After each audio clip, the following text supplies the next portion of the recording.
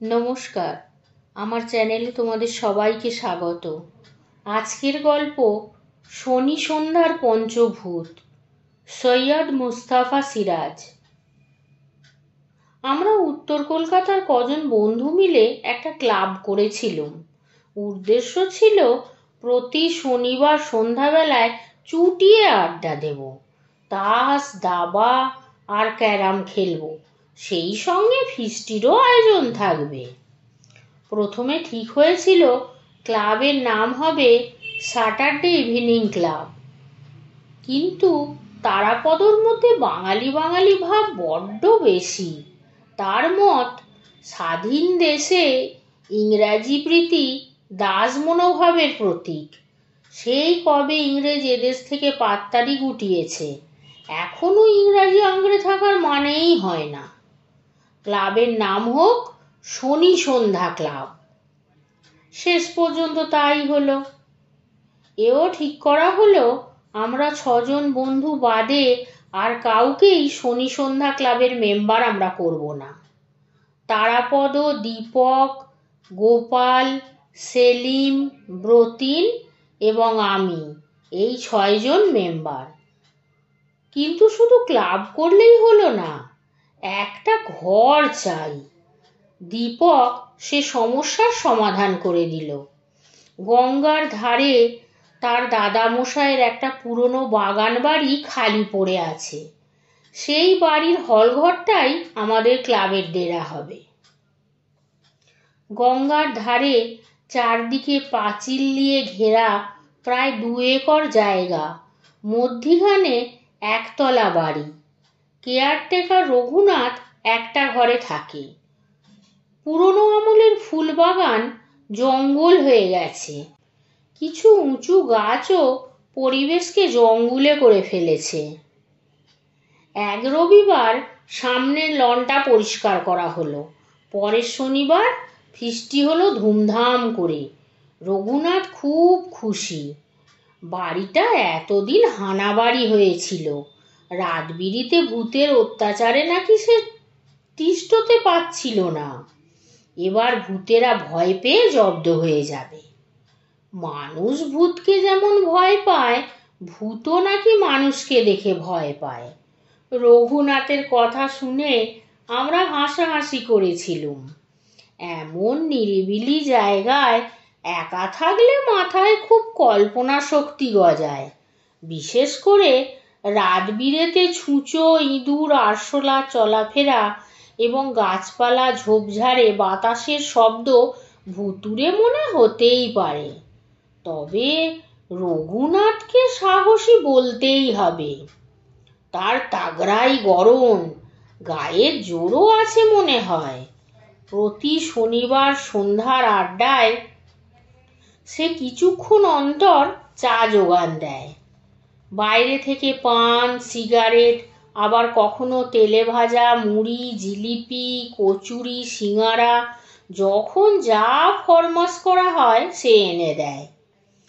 দীপক আর সেলিম দাবা খেলতে বসে, বাকি 4 জন ক্যারাম খেলি বা তাস পিটি। হই হল্লাও করি। তারপর রাত 10টায় যে যার বাড়ি ফিরি। আমরা ক্লাবের মেম্বাররা একটা শর্ত করে নিয়েছিলাম, ঝড় বৃষ্টি হোক, রাস্তায় জল জমুক, কিংবা এলাকায় হাঙ্গামা হোক, কিংবা কারফিউ জারি হোক, প্রত্যেককে শনিবার সন্ধ্যা 6টা নাগাদ ক্লাবে পৌঁছতেই হবে। না এলে 100 টাকা ফাইন। ফাইন দেওয়ার ভয়ে প্রত্যেক শনি সন্ধ্যার আড্ডায় ঠিকই সবাই এসে জুটত। ক্লাব শুরু হয়েছিল এপ্রিলে। তারপর দেখতে দেখতে জুন মাস এসে গেল, বর্ষাও শুরু হয়ে গেল। এক পশলা বৃষ্টিতেই রাস্তায় 1 হাঁটু জল জমে যায়। একদিন বিকালে প্রচণ্ড ঝড় বৃষ্টি বিপদ বাঁধালো। রাস্তায় জল ঠেলে আমার যেতে আপত্তি নেই, কিন্তু ঝোড়ো হাওয়ায় ছাতি সামলানো কঠিন। একটা রিক্সাও পাওয়া গেল না, কিন্তু 100 টাকা জরিমানার ভয়ে মরিয়া হয়ে বেরিয়ে পড়লুম। বুদ্ধি করে কিট ব্যাগে 1 প্রস্ত প্যান্ট শার্ট তোয়ালে নিলুম। তারপর বাগান বাড়িতে যখন পৌঁছলুম তখন ভিজে একসা হয়ে গেছি। বাড়ি থেকে বেরিয়েছিলুম বিকেল 4টে, পৌঁছতে 2 ঘন্টা লেগে গেছে। রঘুনাথ একটা লণ্ঠন জেলে দাঁড়িয়েছিল, বলল, বিকাল থেকে লোডশেডিং দাদাবাবু, মনে হচ্ছে কেবল ফল্ট, বেশি বৃষ্টি হলেই এরকম হয়, বরাবর এই দেখে আসছি। বললুম, আর কেউ আসেনি? রঘুনাথ বলল, না, তবে এসে যাবেন একে একে, আপনি বসুন। খুব ভিজে গেছেন দেখছি, এক কাজ করুন, আমি একটা শুকনো কাপড় এনে দিচ্ছি। বললুম, দরকার হবে না রঘুনাথ, শুকনো কাপড় সঙ্গে নিয়েই বেরিয়েছি, তুমি বরং 1 কাপ চা খাওয়াতে পারো নাকি দেখো। রঘুনাথ হলঘরে একটা টেবিলে লণ্ঠন রেখে চলে গেল। লণ্ঠনটা এ বাড়ির মতো পুরনো, কাঁচে কালি পড়েছে, আলোটা তেমন খেলছে না, মাঝে মাঝে দপদপ করছে, নিভে গেলেই কেলেঙ্কারি। বাইরে ঝোড়ো হাওয়া আর বৃষ্টি সমানে চলছে। তোয়ালেতে গা মুছে শুকনো জামা প্যান্ট পরে ভিজে জামা কাপড়গুলো নিগড়ে একটা জানলার রডে কোনো রকমে ঝুলিয়ে রাখলুম। তারপর চেয়ারে বসে পা দুটো টেবিলে তুলে দিলুম। জুতো ভিজে ঠান্ডা হয়ে গেছে। হ্যারিকেনের কাছে কালি বেড়ে যাচ্ছে দেখে দমটা কমিয়ে দিলুম। সেই সময় মনে হলো কেউ ঘরে ঢুকলো। আবঝা আলোয় দেখলুম তারাপদ। বললুম, কিরে, আসতে পারলি তাহলে? তারাপদ বলল, আসতেই হবে। ভিজে গেছিস তো? বুদ্ধি করে আমার মতো। তারাপদ আমার কথার উপর বলল, আমি ভিজিনি। অবাক হয়ে বললুম, ভিজিসনি মানে? এখনো তো সমানই বৃষ্টি হচ্ছে। তারাপদ সে কথার জবাব না দিয়ে বলল, 1 কাপ চা চাই, রঘুনাথ কোথায়? রঘুনাথ আমার জন্য চা করতে গেছে, ওকে বল গিয়ে। তারাপদ কিচেনের দিকে চলে গেল। তারপরই হ্যারিকেনটা দপদপ করতে করতে নিভে গেল। আমি সিগারেট খাই না, তাই দেশলাই নেই। ডাকলুম, রঘুনাথ, একটা দেশলাই, আলো নিভে গেছে। রঘুনাথের কোনো সাড়া নেই, তারাপদও ফিরে আসছে না। ঘরের ভেতর গাঢ় অন্ধকার, মাঝে মাঝে বিদ্যুৎ ঝিলিক দিচ্ছে। সেই আলোয় মুহূর্তের জন্য দেখলুম দরজা দিয়ে কেউ ঢুকলো। বললুম, কে? আমি গোপাল। হ্যারিকেনটা নিভে গেছে, দেশলাই জ্বাল। গোপাল বলল, দেশলাইটা ভিজে গেছে, জ্বলবে না। রঘুনাথ কই? কিচেনে চা করতে গেছে। আর কেউ আসেনি? তারাপদ এসেছে, কিচেনে গেল চায়ের কথা বলতে। আমারও চা খেতে ইচ্ছে করছে, রঘুনাথকে বলে আসি। অন্ধকারে গোপালের ভিজে জুতোর মজমজ শব্দ শোনা গেল। সেই সময় বিদ্যুতের আলোয় দেখলুম আরেক মেম্বার ঢুকছে। বললুম, কে? সেলিমের সাড়া পেলুম। পুটু নাকি? আর কেউ আসেনি? তারাপদ এসেছে, কিচেনে গেল চায়ের কথা বলতে। আমারও চা খাওয়া দরকার, বলে আসি। অন্ধকারে ভিজে চটি জুতোর শব্দ শুনে বুঝলুম সেলিমও কিচেনে চলে গেল। রঘুনাথ এখনো কেন আসছে না বোঝা যায়। কেটলির জলে আরো 2 কাপ জল ঢালতে হবে তাকে, কাজেই সময় লাগবে জল গরম হতে। একসঙ্গে 6 কাপ জল ঢাললেই তো হতো। বারবার একজন করে আসবে, আর চায়ের জল গরম হতে আরো সময় লাগবে। কথাটা কিচেনে গিয়ে বলবার জন্য উঠবো ভাবছি, দরজায় আর এক মেম্বারকে দেখা গেল। গলা শুনে বুঝলাম ব্রতিন। সে ডাকলো, রঘুনাথ, রঘুনাথ, বললুম, ব্রতিন কি করে এলি রে, ভিজিসনি? ব্রতিন বলল, পুটু নাকি, অন্ধকারে বসে আছিস দেখছি। লোডশেডিং, হ্যারিকেনটা নিভে গেল, দেশলাই দে। আর দেশলাই, ভিজে ঢোল হয়ে গেছে। হ্যাঁ রে পুটু, আর কেউ আসেনি? তারাপদ, গোপাল আর সেলিম এসেছে, কিচেনে রঘুনাথকে চায়ের কথা বলতে গেছে। ব্রতিন অন্ধকারে খ্যাঁ খ্যাঁ করে হেসে বলল, তাহলে আমিও যাই, চা খেতে ইচ্ছে করছে। জুতোর শব্দে বুঝলুম সেও চলে গেল। না, এরকম করলে আর চা খাওয়াই হবে না। উঠে দাঁড়ালুম কিচেনে যাওয়ার জন্য। সেই সময় কাছাকাছি দীপকের সাড়া পেলাম। কোথায় যাচ্ছিস পুটু? চমকে উঠে বললুম, দীপক, তুই কখন এলি? তোকে তো ঢুকতে দেখলুম না। দীপক আমার উল্টো দিকে চেয়ার থেকে খিখি করে হেসে বলল, দেখবি কি করে, অন্ধকার যে। তারপরই ব্রতিনের সাড়া পেলুম। আমাকেও দেখতে পায়নি পুটু। ওরা দুজনে হাসতে লাগলো।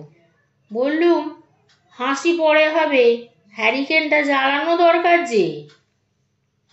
দীপক বলল, অন্ধকার ভালো লাগছে, তাই না ব্রতিন?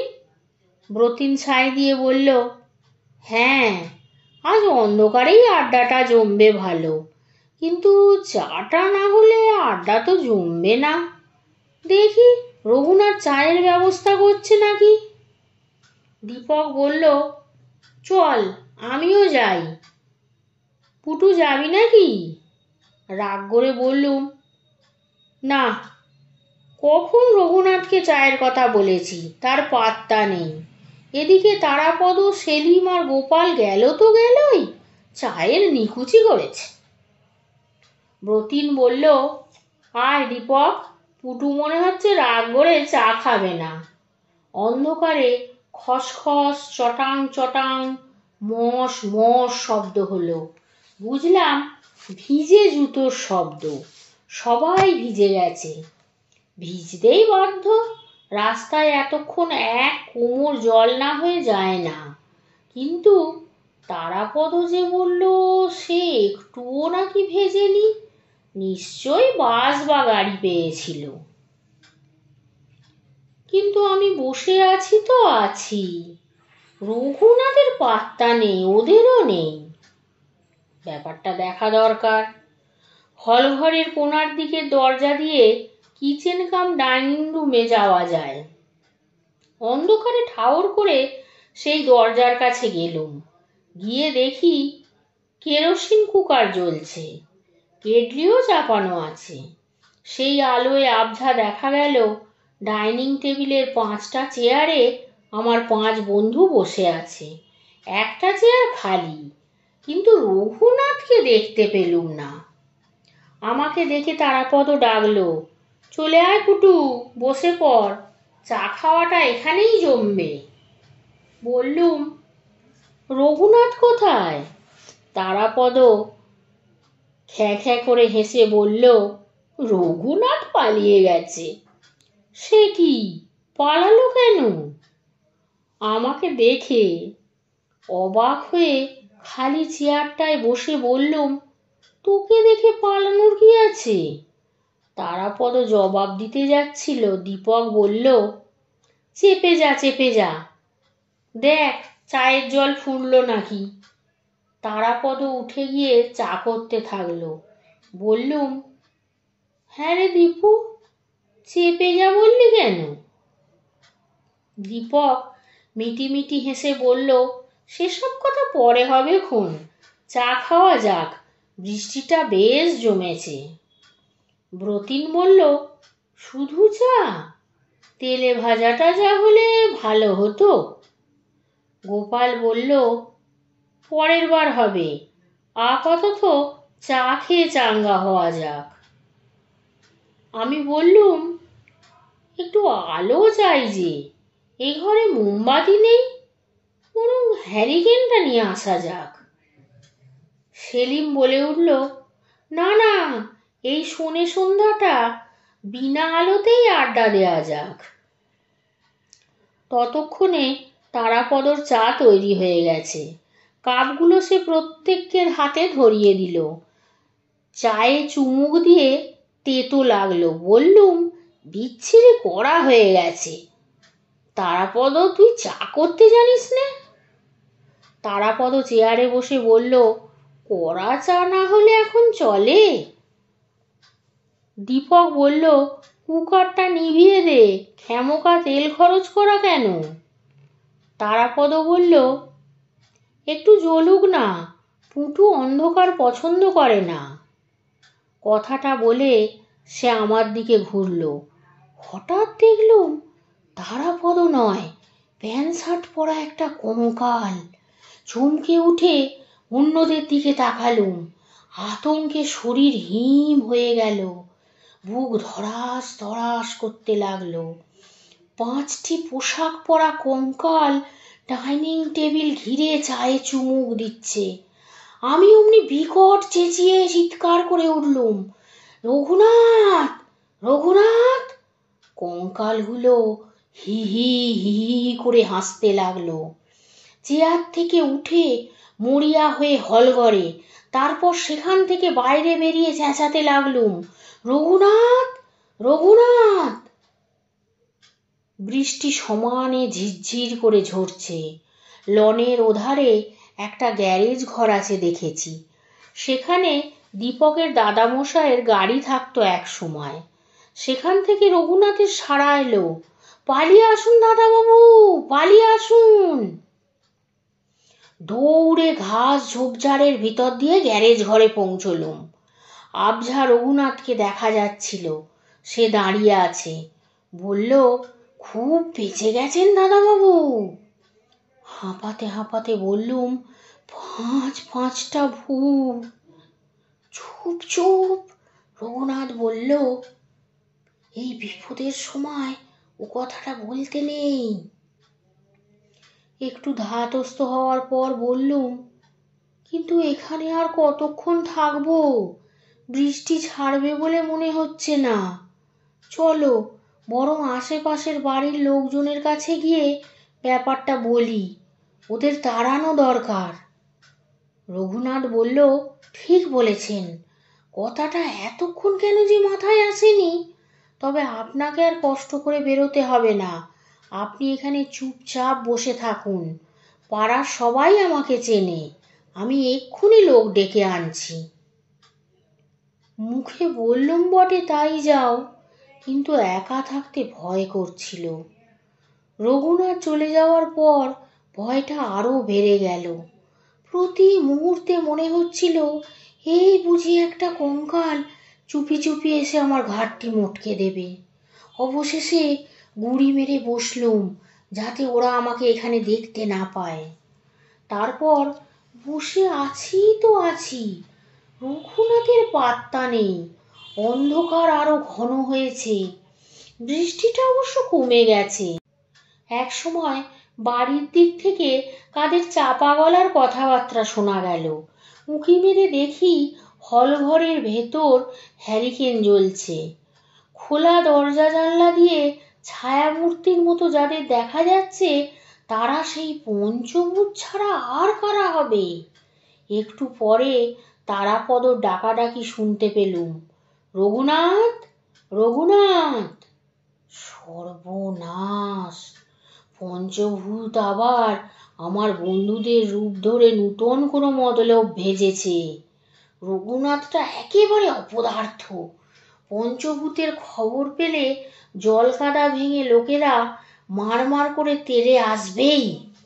সে বোধহয় ঠিকভাবে কথাটা বুঝিয়ে বলতে পারছে না, কিংবা লোকেরা তার কথা বিশ্বাসই করছে না। আবার চাপা গলায় কথাবার্তা, তারপর ক্যারামের ঘুঁটি চলার খটখট শব্দ শুনতে পেলুম। বসো বেটার ছেলেরা, রঘুনাথ এখনই এসে যাবে লোকজন নিয়ে, মেয়েরে ভূত ভাগিয়ে দেবে। আরও কিছুক্ষণ কেটে গেল।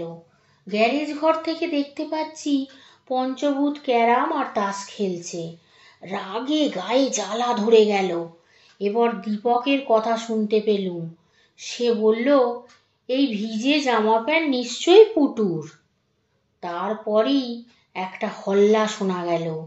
বাগান বাড়ির গেট দিয়ে টর্চ জেলে লাঠি সোঁটা নিয়ে এক দঙ্গল লোক ঢুকছে।